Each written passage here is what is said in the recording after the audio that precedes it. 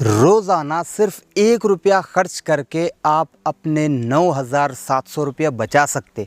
हाँ सही सुने, क्यों बोल रहा मैं ऐसा। देखो ये जो सेल्फ मोटर देख रहे हैं ना, ये BS6 की जो अप्पी गाड़ी है इसका है, अप्पी ऑटो का है। और इसकी कीमत अगर आप इसको नया ख़रीदने जाएंगे जेन्यून, तकरीबन 9,000 रुपया, 9,000 से थोड़ा बहुत ऊपर ही इसकी कीमत है। अगर दूसरी कंपनियों की बात करें तो अलग अलग कीमतों में मिल जाता आपको। पर ये जो 1 रुपया रोज़ाना खर्च करने से 9,700 रुपये जो आपके बच रहे, ये इसलिए बोल रहा मैं। देखो ये जो सेल्फ मोटर है ना, आज से 1.5 साल पहले ये गाड़ी ख़रीदे, ये जो गाड़ी के ओनर है, और आज खुला ये सेल्फ मोटर। और आज खुलने की जो वजह है ना, ये प्रॉब्लम आ रहा, सेल्फ गाड़ी स्टार्ट नहीं हो रही, उसकी वजह से खोलना पड़ा हमको। और आज भी इसीलिए खुला, क्यों बोल तो आज से 4-6 महीने पहले से इसके अंदर हल्का हल्का सा प्रॉब्लम आना स्टार्ट हो गया। टाइम के मतलब टाइम रहते पर मेंटेनेंस सही से नहीं करने की वजह से ये प्रॉब्लम आया। और इसका अभी जो रीज़न है, आर्मीचर वो टोटली जल गया। देखो आमतौर पे ना ये BS6 की गाड़ियाँ पहले तो बहुत कॉम्प्लिकेटेड है, तो इसको पहले तो मजाक में नहीं लेना। और अगर ले रहे भी तो देखो पैसा तो बहुत हद से ज़्यादा आपका खर्च होता। तो एक मेरा ओपिनियन है, एक मशवरा है, मेरा एक राय है, एक सजेशन या सॉल्यूशन भी बोल सकते हैं।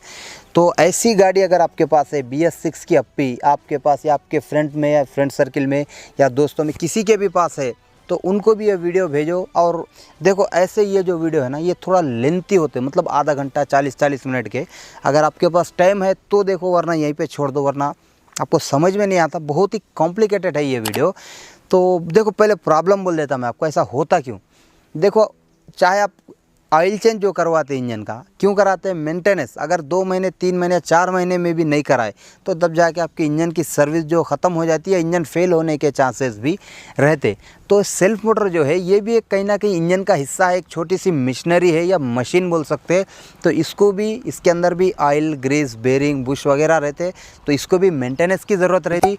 तो 2 से 3, 4 या 5 या हद से ज़्यादा बोल रहा, उससे ज़्यादा नहीं, हद से ज़्यादा 5 से 6 महीने में एक बार आपको सर्विस कराने की ज़रूरत पड़ती।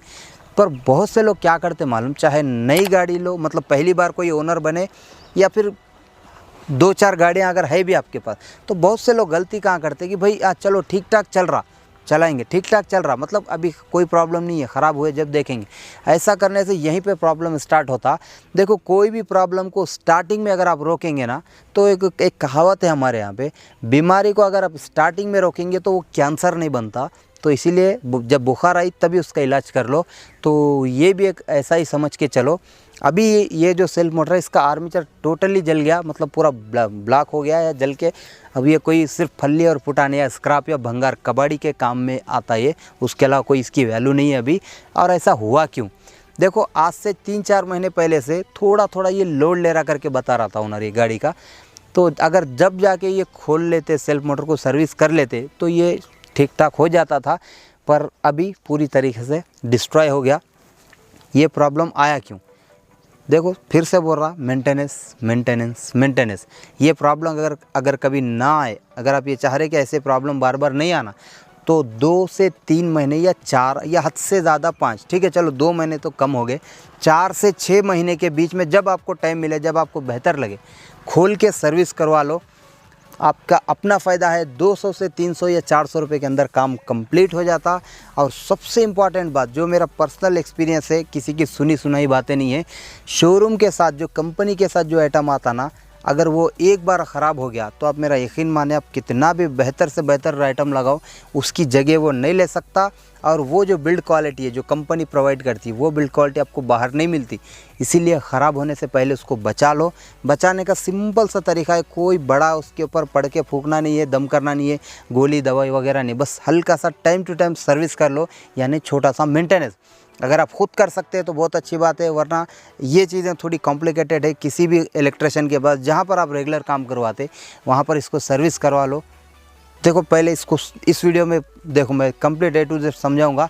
ऐसे तो ये बहुत कॉम्प्लिकेटेड है, पर जितना हो सके उतना जनरल वे में, या मतलब आसान भाषा में समझाने की कोशिश करूँगा। तो देखो इसको पहले, सो ये है BS6 अप्पे ऑटो का सेल्फ मोटर या सेल्फ स्टार्टर भी बोल सकते हैं। तो थोड़ी देर टाइम निकाल के इस वीडियो को पूरा देख लो। और यहाँ पर देखो 2 एरो के पास ये सील है, मतलब पहली बार खोल रहे हम लोग, आज से पहले इसको कोई खोले नहीं। और ये लॉक भी देख सकते बिल्कुल नीट है, क्लीन है, मतलब एक भी इसके ऊपर मार या धब्बा या डैमेज डेंट स्क्रैच वगैरह नहीं लगा हुआ है, कंप्लीट बिल्कुल नया है। फर्स्ट टाइम खोल रहे हैं हम लोग इसको, यही इसकी गलती है कि इसको फर्स्ट टाइम खोल रहे। और खोल रहे थोड़ा सा लॉन्ग पीरियड हो गया, मतलब 1-1.5 साल के बाद खोल रहे, इसकी वजह से प्रॉब्लम आया। थोड़ा सा टाइम निकाल के इसको पूरा देख लो इस वीडियो को, इस फील्ड में आप एक्सपर्ट बन जाएंगे, मेरा मानना है। मतलब इतना तो समझा दूंगा मैं आपको कि इसका प्रॉब्लम और इसका जो काम करने का तरीका है वो आपको समझ में आ जाता। ओके, तो सबसे पहले 7 नंबर की बिट होना आपको, इसके लिए कौन से बोले पाने नहीं लगा सकते। तो 7 नंबर की बिट होना स्पेशली अभी जो स्क्रीन पे देख रहे हैं यही होना, दूसरे से भी नहीं खुलता। तो ये 1 और ये 2 दोनों बोल्टों को पहले खोल लो। ये 7 नंबर के है, स्टेट बोल्ट बोलते हैं, मतलब ऊपर से स्टार्ट करना पड़ता हमको, फटाफट कहाँ से बोले वहाँ से खोल नहीं सकते। तो पहले ऊपर के जो 2 बोल्ट है इसको खोल लो, फिर उसके बाद ये जो प्लेट है इसको नीचे से ऊपर मारो, बस निकल जाती। बहुत आसान है। देखो ये हमारी प्लेट जो है वो निकल गई और हल्का हल्का यहाँ पर आपको डस्ट वगैरह ग्रीस या गंदगी दिख रही, तो खैर इसको साइड में रखो। फिर उसके बाद ये जो 10 नंबर का नट है इसको खोल लो। 10 नंबर रिंग पाने से, सेट पाना रहा तो थोड़ा सा टाइट हो जाता, मतलब दिक्कत होती खोलने के लिए, तो रिंग पाने से खोल लो, या फिर बिट है तो और अच्छी बात है। फिर उसके बाद ये जो कार्बन प्लेट है इसको डायरेक्ट उठा दो। क्यों बोले तो मैकेनिकों के पास तो इसका एक अल्टरनेट रहता, पर अगर आप ये घर पे करना चाह रहे तो डायरेक्ट उठा देना पड़ता आपको, जैसा स्क्रीन पे देख रहे। और ये जो 4 कार्बन है इसको कार्बन प्लेट भी बोलते हैं या रॉकेट प्लेट भी बोलते हैं या ब्रश, कार्बन ब्रश भी बोलते हैं, हर स्टेट में अलग अलग नाम से बुलाते हैं इसको। तो खैर जो भी हो, ये वेल कंडीशन में, मतलब एकदम ठीक ठाक है, ख़राब नहीं हुआ ये, और भी चलेगा, मतलब और भी ये सर्विस देता। तो इसको साइड में रखो। और दिक्कत है देखो ये हमारा ये जो आर्मीचर है इसको, तो इसको उठाएंगे कैसे, ऐसा राइट साइड से बॉडी को पकड़ना और लेफ्ट हैंड से ये आर्मीचर को ऊपर उठा दो, उड़ जाता। ओके, समझ गए। तो यहाँ देखो आर्मीचर को, ये यहाँ पर धब्बे लगे हुए, मतलब आपको देखने से ही महसूस हो जाएगा कि ये जल गया, मतलब जल के शॉर्ट हो गया या फ्यूज़ हो गया। तो इसको हम लोग करंट पर भी, जो सीरीज़ होता है ना करंट का सीरीज़, उस पर भी चेक करें हम लोग, तो ये शॉर्ट आ रहा। और ये 9 दांत वाला, ये जो दांत है ना इसके 9 दांत है, या 9 टीथ भी बोल सकते हैं आप। तो खैर जो भी हो, ये तो जल गया, अब कोई काम का नहीं है। फिर उसके बाद ये जो बॉडी है उसको उठा दो। अब जब खोल रहे तो फटाफट खोल सकते हो, कोई दिक्कत नहीं है। फिटिंग के टाइम पे बहुत ध्यान से आपको फिट करना पड़ता। तो देखो ये जो बॉडी है उसको तो हम लोग उठा लिए, इसको साइड में रखो। और ये जो गियर है देखो, ये छोटे छोटे, बहुत एकदम छोटे साइज़ के गियर है, इसको संभाल के रखना। क्यों बोल तो ये बाहर आपको नहीं मिलते, ये गियर ही बोल के नहीं, इसका जितना भी सामान है ना A to Z बहुत हिसाब से रखना। और ये जो 2 स्क्रू है ये कंपनी फिटेड है, तो इसको निकालने का देखो सिंपल तरीका ये, सबसे पहले ज़मीन पर रख दो और किसी अच्छी चीज़ से इसको मजबूती से पकड़ लो जिससे ग्रिप मिले। और उसके बाद आपको इसके ऊपर पंच करना है या फिर फोगर करना है, मतलब पंच, अभी जैसा स्क्रीन पे देख रहे। ऐसा करने के बाद इसको हथौड़ी से 4 से 5 मरतबा, 6 मरतबा मारो अच्छे से, बिल्कुल अभी जैसा स्क्रीन पे देख रहे हैं ना, अच्छे से इसको पंच करना, मतलब अंदर फोगर से मारना उसको, ताकि ये अंदर आपस में थोड़ा सा लूज़ हो जाए। फिर उसके बाद फोगर या खीला, कोई भी ऐसी चीज़ से लेके, जैसा आप स्क्रीन पे देख रहे हैं, बिल्कुल ऐसा ही लेफ्ट साइड में या नीचे की तरफ घुमाओ, उसको खुल जाता। बस यही एक आसान तरीका है इसका। वरना अगर आप इसको डायरेक्ट खोलेंगे ना तो ये टूट जाएगा, मगर खुलेगा नहीं। क्यों बोले तो कंपनी से जब ये फिट होते ना तो बिटों के ज़रिए और मशीनों के ज़रिए टाइट करते, तो फुल टाइट और ओवर टाइट होने की वजह से इसको आप ऐसा डायरेक्ट नहीं खोल सकते। देखो अभी जैसा स्क्रू ड्राइवर से खोल रहा मैं, अभी ये मारने से खोल रहा, मतलब पंच करने से आसानी से खोल रहा। अगर आप इसको ऐसे डायरेक्ट खोलना चाहे तो नामुमकिन है, लगभग नामुमकिन रहता खोलना। तो इसका एक तरीका है कि पहले इसको अच्छे से, मतलब इसकी मरम्मत करो, पंच करो इसको, फिर खोलो। देखो बहुत आसानी से, बहुत प्यारे अंदाज में ये निकल गया। अब इसको बाहर निकाल लेंगे। निकालने के बाद देखो यहाँ पर देखो, ये जो रेड कलर का, आपको शायद आप समझ रहे होंगे कि ये अनाबंड है, मगर एक अनाबंड नहीं है, कि एक अजीब किस्म का गम या ग्लू गन भी बोल सकते हैं आप, जो कंपनी वाले लगाते हैं ऐसे सामानों को। फिर उसके बाद ये दोनों बोल्ट को हम खोल लिए। खोलने के बाद ये जो सोलर स्विच है निकल गया। इसको निकालने का तरीका देखो, बस ऐसे राइट साइड घुमाओ, निकल गया। 2 बार बताया मैं आपको, राइट साइड घुमाने से निकल जाता। अब यहाँ पर है आपका जो भी दिमाग है, जो भी आपकी सलाहियत है, सूझबूझ है, यहाँ पर लगाना पड़ता आपको। क्यों बोलते ये बहुत कॉम्प्लिकेटेड एरिया है। अब इसको डायरेक्ट मन मर्जी के हिसाब से नहीं उठा सकते। देखो ये है हमारा बेंड एक्सल जो कि बाहर की तरफ आता। तो बेंड एक्सल निकालने से पहले ये जो ब्लैक कलर का कवर है या इसके ऊपर का जो ढक्कन भी बोल सकते हैं, इसको निकाल लो। जैसा स्क्रीन पे देख रहे हैं बिल्कुल ऐसा। ये भी कोई बड़ा काम नहीं है, आसान है।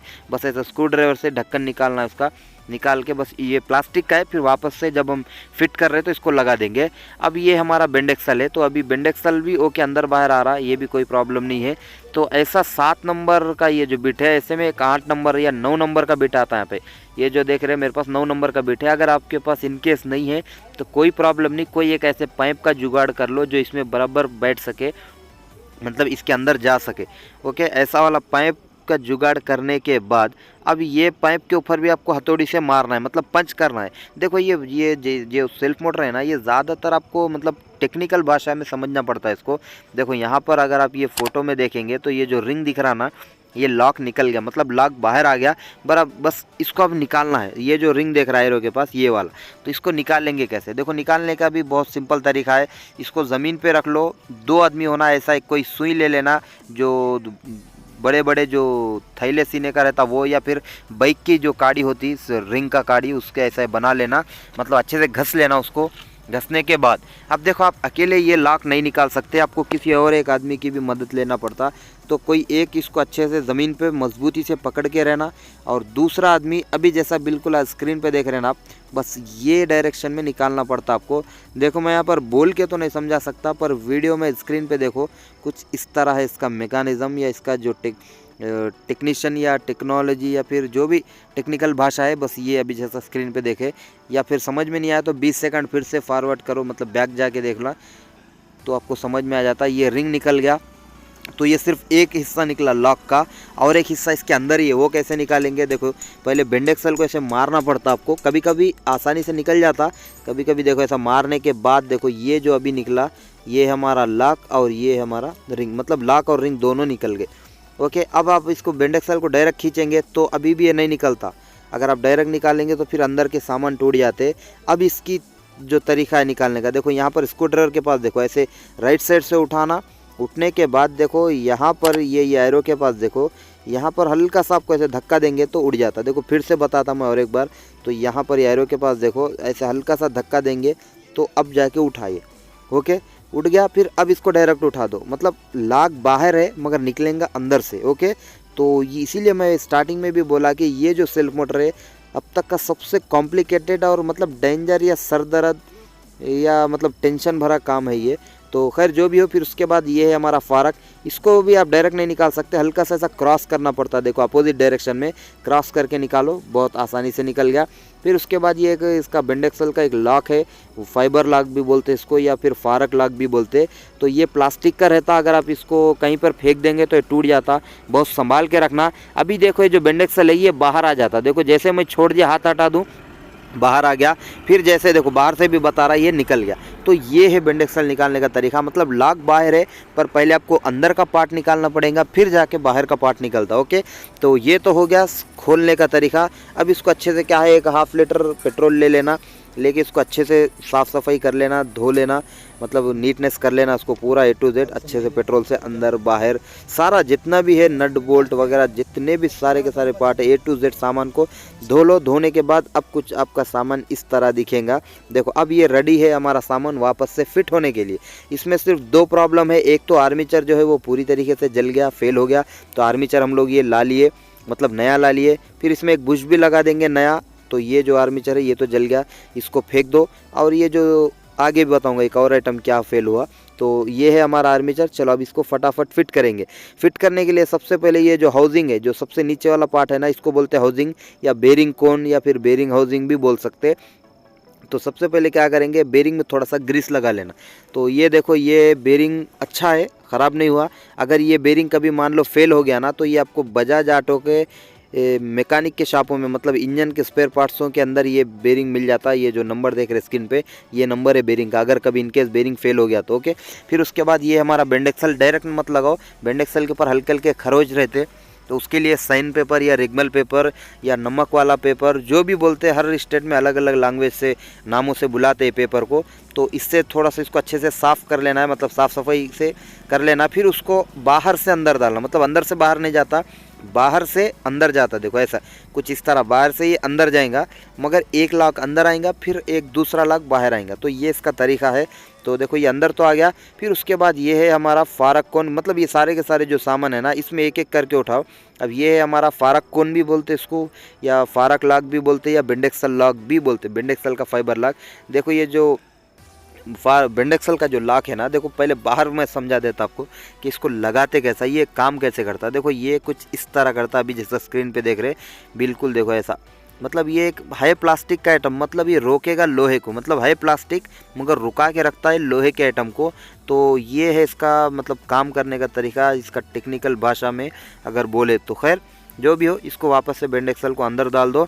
डालने के बाद अब ये जो फारक कोन या बेंडेक्सल लॉक जो भी था प्लास्टिक का फाइबर का, उसको लगाएंगे। लगाने का तरीका तो अभी आप 10 सेकंड पहले देख लिए कैसे लगाना, बहुत आसान है। बस अभी जैसा स्क्रीन पे देख रहे हैं ऐसे लगा दो। लगाने के बाद ये पूरी तरीके से 360 डिग्री राउंड घूमता है आसानी से।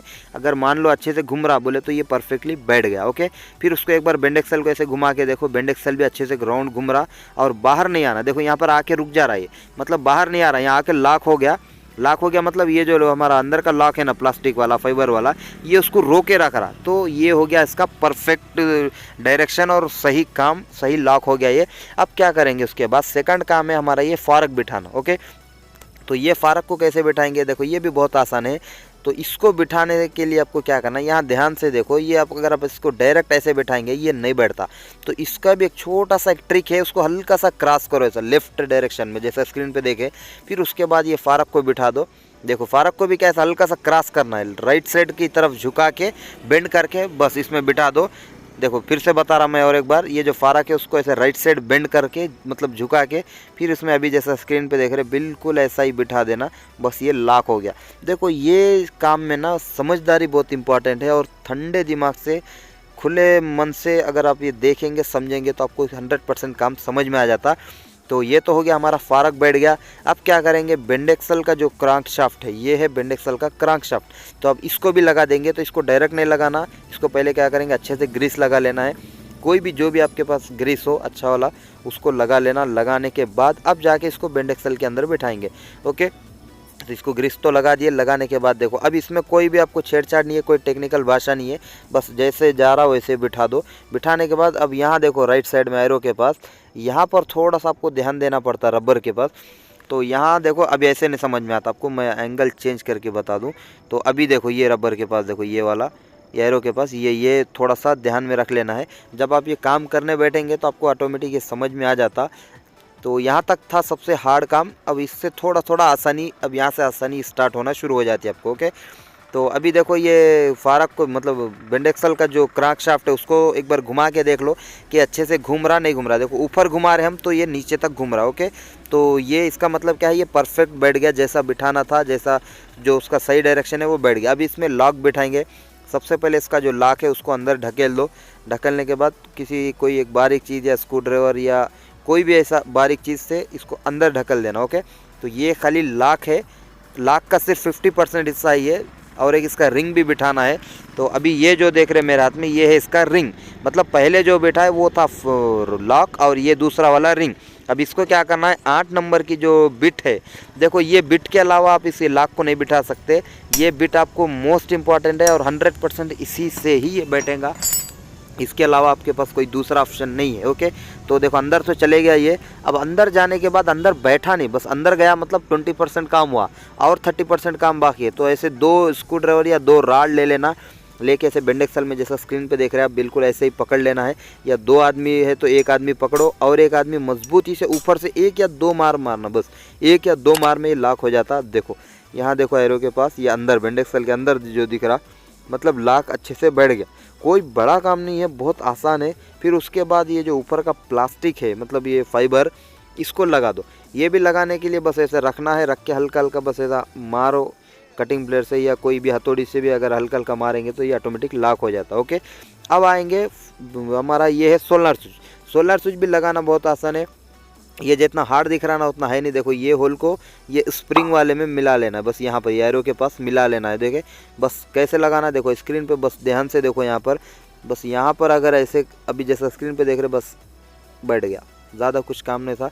बस इसको समझना, बस ये काम करने के लिए पहले आप ये जो वीडियो देख रहे हैं ना, आपका कान और दिमाग ये दो चीज़ अगर काम कर रहे तो आपको ये काम समझ में आ जाता। ओके, फिर जैसे ही आप सोलर स्विच को बाहर खींचेंगे, देखो ये राइट हैंड में मेरे, तो ये बेंड एक्सल बाहर आ जा रहा। जैसे सोलर स्विच को अंदर ढकला तो बेंड एक्सल भी अंदर आ जा रहा। तो ये है इसका मैकेनिज्म या इसका काम करने का तरीका या इसका काम करने का सिस्टम भी बोल सकते हैं आप। ओके, फिर उसके बाद क्या करेंगे, ये जो दो बोल्ट दिख रहे हैं यहाँ पे, ये 12 नंबर का एक बोल्ट है और एक ये 10 नंबर का बोल्ट है। तो ये 10 नंबर का बोल्ट अंदर आएगा, ये 12 का बाहर और 10 नंबर का अंदर, देखो। ओके, फिर उसके बाद अब यहाँ पर जो हम लोग बोल्ट खोले थे कंपनी से जो आए, उसको निकाल के हम लोग ये दूसरे डाल रहे हैं 8 नंबर के। क्यों बोल तो जब कभी हम अगली बार खोलेंगे ना तो हमको दिक्कत ना हो सके, 8 नंबर की बिट से बहुत आसानी से हमको ये खोल सकते। ओके, तो दोनों के दोनों बोल्ट को लगा लिया मैं।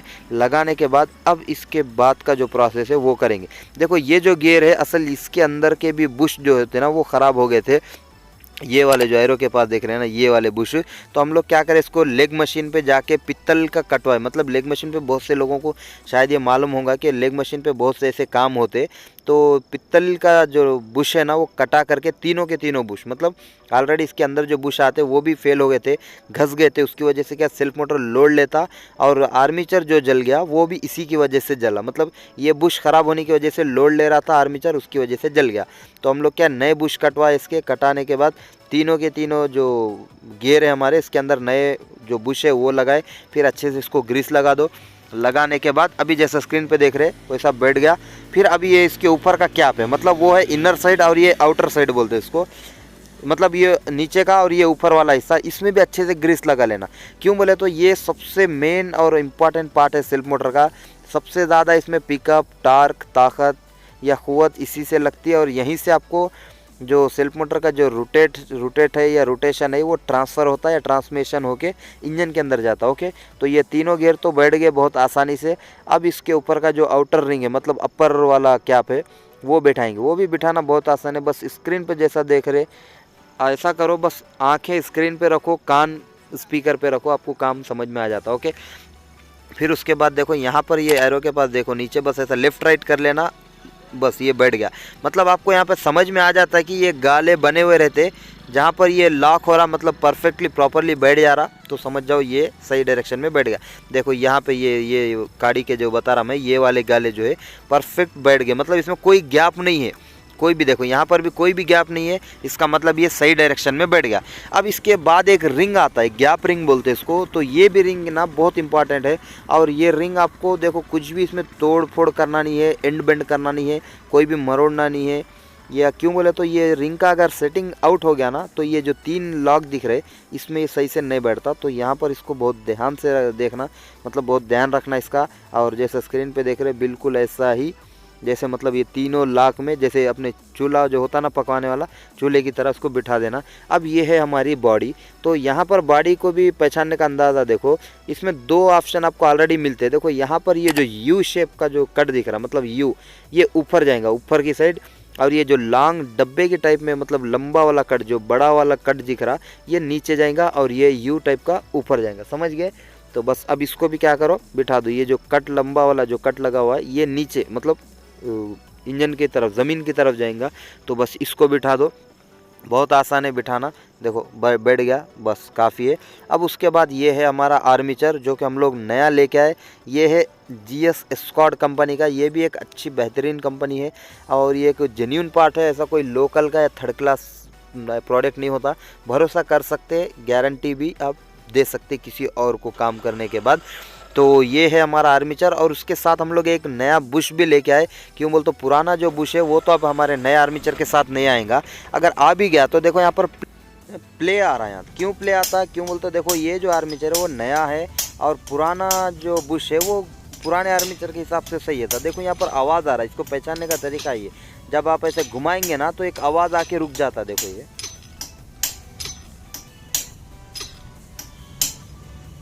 तो ये था इसका पहचानने का तरीका। या फिर ऐसे साइड से भी देखना, हालांकि मतलब डग आता है, ये देखो ऊपर नीचे हो रहा, इसका मतलब ये कम्प्लीटली ख़राब हो गया, मतलब बुश जो है वो प्ले हो गया। तो इसको बदल लेना ज़्यादा आसान, मतलब अच्छा रहता, तो बदल देंगे। तो बदलने के लिए क्या करना आपको, ये कैंडल ले लेना, जिसको मोमबत्ती भी बोलते हैं। तो पूरी की पूरी मोमबत्ती की ज़रूरत नहीं है, बस हल्का सा टुकड़ा भी अगर आपके पास है या जली हुई मोमबत्ती है तो भी काम चल जाता। बस उसका टुकड़ा हल्का सा काट लो। काटने के बाद जो है ना, अभी ये जो बुश का जो होल दिख रहा है, सबसे पहले ये बुश के अंदर एक छोटा सा टुकड़ा डाल देना, जैसा स्क्रीन पे देख रहे बिल्कुल ऐसा ही एक टुकड़ा डाल दो। फिर उसके बाद और एक भी टुकड़ा डालो, ताकि ये हमारा ये जो बुश है उसको फुल भर देना है। ये जो हमारा कैंडल है, मोम है, मोमबत्ती का जो मोम होता है ना, उसको पूरा फुल कर देना है इसमें। फुल करने के बाद देखो अभी ये फिलअप हो गया। अब इसको हल्का सा इसके ऊपर मारेंगे, डायरेक्ट नहीं, 8 नंबर का बोल्ट, 8 नंबर के जो नट बोल्ट होते ना, वो बोल्ट से ही मारना है आपको। एक बार हल्का सा मारो ऊपर से, 1 या 2 बार मारो, तो इसको जितना मोम अंदर ज़रूरत है उतना आज रुक जाता। बाकी का देखो एक्स्ट्रा है, तो एक्स्ट्रा सारा का सारा मोम ख़त्म हो गया देखो। तो अभी क्या करना है, बराबर बुश के अंदर ही हमारा मोम अटका हुआ है। तो अब क्या करो, 8 नंबर के बोल्ट को बराबर बुश के ऊपर मारो, यानी पंच करो। और पंच करने से क्या है, ये जो हमारा बुश है ना, वो अंदर से बाहर आने लगता है। देखिए ये एरो के पास देखो, ये बाहर आ रहा। ओके, तो यही एक तरीका है इसका, इसके अलावा कोई दूसरा ऑप्शन नहीं है आपके पास इसका बुश निकालने के लिए। अगर दूसरे रास्ते से निकालना चाहे तो ये टूट जाता। ओके, तो फिर से थोड़ा सा मोम डाल लेना है, मतलब जो गैप आ गया, जो कमी हो रही बीच में, तो उसको फिर से पूरा करना है, मतलब फिलअप करना है। और फिलअप करने के बाद फिर से ये जो बोल्ट है उसको इसमें अटका दो, मतलब ऐसे प्रेस करो। अगर निकल गया तो अच्छा, वरना देखो अभी जैसे जैसे मैं मारूंगा ये बाहर आते चले जाता। देखो एरो के पास देखते रहो, यहाँ पर देखो बाहर आ रहा, आ गया, देखो पूरी की पूरी तरीके से बाहर आ गया। अब आप ऐसे हाथ से भी खींचेंगे ना, तो ऊपर बुश है और ये नीचे हमारा मोम। तो देखे, समझ गए, ये है हमारा बुश और ये है हमारा जो मोमबत्ती का मोम होता ना, ये मोम। तो बुश भी निकल गया, मोम भी निकल गया, और ये जो हमारा कवर है मतलब ऊपर का, वो भी एकदम सेफ है। तो ये है हमारा बुश, जो कि इस आर्मेचर को लगेगा 1x वाला या स्टैंडर्ड वाला। क्यों बोलते, जो नए आर्मेचर होते ना, उसको तो आमतौर पर स्टैंडर्ड या फिर 1x के बुश ही आते। तो उसको भी अच्छे से इसके अंदर लॉक कर दो, मतलब मार दो, टाइट कर दो। करने के बाद क्या करेंगे, बस एक बार इसको चेक कर लेंगे या हार्ड है या ओके परफेक्ट है। तो ओके नया है। और क्यों बोलता है, जब हम इसको नया ख़रीद के लाए थे तो जब भी हम इसका टेस्ट कर लिए थे कि भाई ये इसी के लिए है बुश, मतलब इसी का बुश है। अब उसके बाद क्या करना है, ये है हमारी कार्बन प्लेट या राखड़ प्लेट या कार्बन ब्रश भी बोल सकते। तो इसको बिठाने का तरीका देखो, ऐसे तो जब हम लोग दुकान में काम करते ना, मैकेनिकों के पास या इलेक्ट्रिशियनों के पास, तो इतना सब झंझट नहीं लगा लेते हम लोग। पर ये वीडियो में समझाने के लिए मैं ये कार्बनों को अलग अलग कर दिया, मतलब गली गली कर दिया। तो अब इसको असम्बल कैसे करेंगे, मतलब इकट्ठा कैसे करेंगे, देखो स्क्रीन पे देखो। पहले आपको एक एक करके ऐसे सेट कर लेना है, मतलब कार्बन प्लेट को जो है, कार्बन को उसके फाइबर के जो होल्डर आता ना उसके अंदर बिठा लेना है। और एक वायर काट के आपको तांबे से कुछ इस ऐसे वाले डब्बी बना लेना, मतलब लॉक बना लेना है। और एक एक करके चारों के चारों जो कार्बन है हमारे, उसको ऐसे लॉक कर देना है। देखो बस एक बता रहा मैं आपको, अगर चारों के चारों एक एक करके बताया तो वीडियो 1-1.5 घंटे का हो जाता। तो उसके लिए देखो एक एक करके तो मैं नहीं बता सकता, तो चारों के चारों को मैं करके यहाँ पे लॉक कर दिया। देखो ये हो गए चारों के चारों। देखो मतलब कुछ भी नहीं, कोई भी ऐसा वायर का टुकड़ा ले लेना काट के, फिर उसके अंदर का जो तांबा है उससे ऐसे बन के जो है ये लॉक कर देना। ओके, लॉक करने के बाद अब ये हमारा आर्मेचर को बिठाने का सबसे आसान, सबसे देसी, किफ़ायती और सस्ता तरीका है ये। बस ऐसा आर्मेचर के ऊपर कार्बन प्लेट को रख दो और कोई भी एक ऐसे स्क्रू ड्राइवर या कोई सुई या कोई नोकीली चीज़ से एक एक करके कार्बनों को अंदर ढकेल दो। बस कार्बन प्लेट जो है वो आपको परफेक्टली ऐसे बैठ जाता। ओके, देखो बैठ गया। अब इससे सस्ता और इससे अच्छा और इससे आसान और इससे भी और देसी तरीके से शायद कोई और भी नहीं बता सकता और मैं भी नहीं बता सकता। क्यों बोल तो यही एक आखिरी और मतलब आसान तरीका है। फिर जो भी ये वायर बने थे हम लोग चार, सारे के सारे फटाफट निकाल के बाजू फेंक दो। क्यों बोले तो देखो अब हमारा काम तो हो गया, बस हमको कार्बन को रोकना था आर्मेचर पे बिठाए से उतनी देर में। देखो 4 के 4 लगाया था मैं और वापस से चारों के चारों को निकाल दिया। ओके, तो अभी ये परफेक्ट हो गया। फिर एक बार उसको लेफ़्ट राइट घुमा के देख लो क्या ये बराबर प्रॉपरली घूम रहा या नहीं घूम रहा। ओके, तो हमारे केस में तो आर्मेचर नया है और राकड़ प्लेट भी जो है कार्बन प्लेट वो एकदम वेल कंडीशन में है, तो कोई दिक्कत नहीं है ऐसी बात। पर यहाँ एक और काम करना है आपको। ये जो हमारा आर्मेचर है यहाँ पर आपको ग्रीस लगाना पड़ता है नीचे। ये जो 9 दांत होते हैं ना, जो 9 टीथ बोला था मैं, तो यहाँ पर ग्रीस लगाना है। क्यों बोले तो ये हिस्सा जाकर बैठेगा हमारे गियरों के पास। जो 3 गियर थे ना अभी जो फिट करें हम लोग, वो गियरों के पास ये गियर जाके, मतलब आर्मेचर का जो गियर है उसमें जाके मिल जाता। फिर उसके बाद कटिंग प्लेयर या न्यूज़ प्लेयर से क्या करो, ये जो आर्मीचर का जो सर है, मतलब इसकी चोटी जहाँ पर बुश बैठता, तो उसको ऐसे अच्छा मजबूती से पकड़ लेना। पकड़ने के बाद क्या करना है, देखो मतलब अच्छा हल्का ऐसा हल्का नहीं, पूरी मजबूती से पकड़ लेना।